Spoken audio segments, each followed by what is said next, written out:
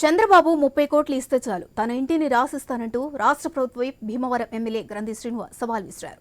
పశ్చిమ గోదావరి జిల్లా భీమవరం పట్టణంలో లక్షల రూపాయలతో నూతనంగా నిర్మించిన సీసీ రోడ్లను ఆయన ప్రారంభించారు.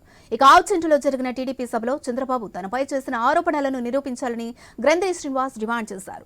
తనకు సొంతిల్లు లేదని, తన తమ్ముడి ఇంట్లో ఉంటున్నానని, తాతలు ఇచ్చిన స్థలంలో తాను బ్యాంక్ లోన్ తీసుకుని ఇంటిని నిర్మించుకుంటున్నానని వెల్లడించారు. తాను భూ ఆక్రమణలు చేసినట్లు చంద్రబాబు ఆర్ఎస్ నెంబర్లతో సహా నిరూపించాలని గ్రంథి శ్రీనివాస్ కోరారు.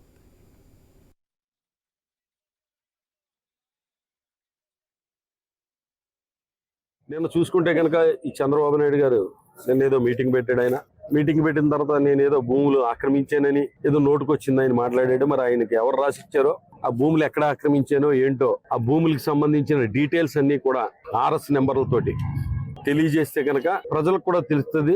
దాన్ని అటువంటి ఏమన్నా ఉంటే కనుక నా స్వాధీనంలో లేని, నేను ఆక్రమించినవి అటువంటి అయ్యో వాళ్ళ దృష్టిలో ఏమున్నాయో అవి నాకు చెప్తే కనుక నేను వెళ్ళి చూసుకుంటాను. నాకు తెలియకుండా మరి నా పేరు చెప్పి మీ పార్టీ వాళ్ళు ఎవరన్నా ఆక్రమించుకుని నా పేరు చెప్తున్నారేమో. ఇంకా ఏదో ప్యాలెస్ కట్టుకుంటున్నాను అన్నాడు. నేనేదో నాకు ఇల్లు లేదు ఇంతవరకును, మా తమ్ముడికి సంబంధించిన ఇంట్లో ఉంటున్నానని గతంలో కూడా చెప్పాను. ఇంచుమించు సుమారు 60 సంవత్సరాలు వచ్చినాయి, సొంత ఇల్లు లేదు కదా అని చెప్పి స్థలం కొనడానికి కూడా డబ్బులు లేక మా తాతల కాడి నుంచి వచ్చిన భూమిలో దానికి సంబంధించిన ఫీజులు అన్ని కూడా చెల్లించి బ్యాంక్ లోన్ తీసుకుని ఒక ఇల్లు కట్టుకుంటా ఉంటే దానికి కూడా చూసి తట్టుకోలేక ఈర్ష్యతోటి కొంతమంది మీకు ఎవరు చెప్పారో మరి ఈ పట్టణానికి సంబంధించి, తెలుగుదేశానికి సంబంధించి కానీ జనసేనకు సంబంధించిన కానీ వాళ్ళకు ఉన్నది ఏంటంటే ఈర్ష్య.